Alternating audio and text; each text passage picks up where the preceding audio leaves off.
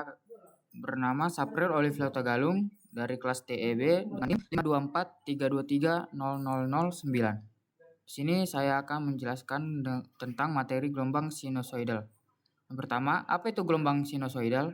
Gelombang sinusoidal adalah gelombang yang merupakan bentuk dasar dari sinyal analog periodik, di mana gelombang sinus terdiri dari 3 parameter, yaitu amplituda, frekuensi, dan fasa. Lalu, mengapa arus AC berbentuk sinusoidal?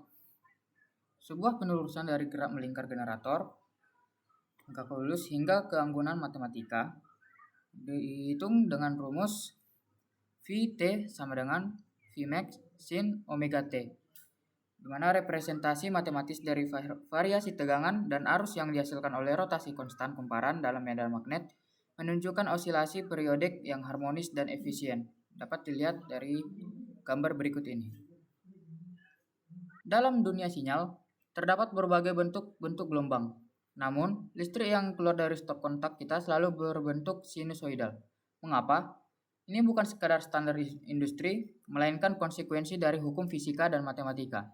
Terdapat 4 jenis gelombang sinus, yaitu yang pertama, gelombang kotak atau square, yang kedua, gelombang segitiga, yang ketiga, gelombang gergaji, dan yang terakhir, gelombang sinus atau gelombang dengan standar PLN. Lalu asal-muasal fisik prinsip generator. Listrik AC mayoritas dibangkitkan oleh generator yang memutar kumparan di dalam medan magnet. Saat kumparan berputar 360 derajat, tegangan yang dihasilkan berbanding lurus dengan sinus dari sudut putaran tersebut. Dapat dihitung dengan rumus Vt sama dengan Vmax sin omega T. Sesuai dengan gambar, apabila dalam 0 derajat, maka kumparan akan tetap lurus. Lalu apabila menuju ke 90 derajat, maka kumparan akan bergerak ke arah utara, berputar ke arah utara. Lalu saat 180 derajat, kumparan kembali lurus. Dan saat 270 derajat, maka kumparan akan berputar ke arah selatan atau ke bawah. Lalu kembali lagi ke 360 derajat, kumparan akan kembali datar. Proyeksi gerak melingkar ke domain waktu.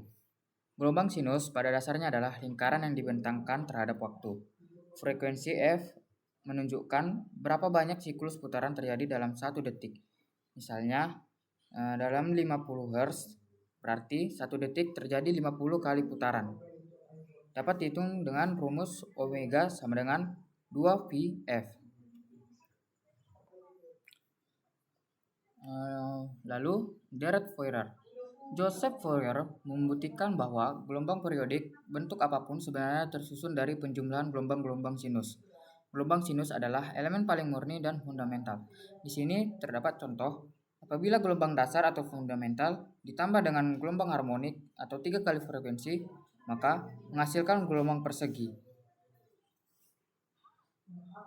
Di dalam dunia nyata, beban elektronik atau komputer dan LED menarik arus secara tidak linear. Ini menciptakan harmonisa yang mendistorsi kemurnian gelombang sinus. Dapat dilihat di sini, gelombang dengan garis hijau ialah gelombang frekuensi dasar. Lalu gelombang pada garis merah ialah gelombang yang terdistorsi. Dan gelombang yang berwarna kuning ini ialah gelombang harmonisa. Lalu efisiensi transmisi dan nilai efektif atau VRMS.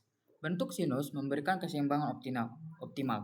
Tegangan efektif adalah nilai setara DC untuk menghasilkan panas yang sama, dengan rumus I EF sama dengan Imax per akar kuadrat. Efisiensi transmisi dan nilai efektif atau VRMS. Bentuk sinus memberikan keseimbangan optimal. Tegangan efektif atau VRMS adalah nilai setara DC untuk menghasilkan panas yang sama, dengan rumus I EF sama dengan Imax per akar kuadrat 2 sama dengan 0,7071 max. Kesimpulannya ialah gelombang sinusoidal bukan sekedar standar manusia, melainkan bentuk efisiensi alam semesta. Memahaminya adalah memahami bagaimana energi bergerak melalui waktu. Sekian dari penjelasan saya. Apabila ada salah kata, saya ucapkan maaf. Terima kasih.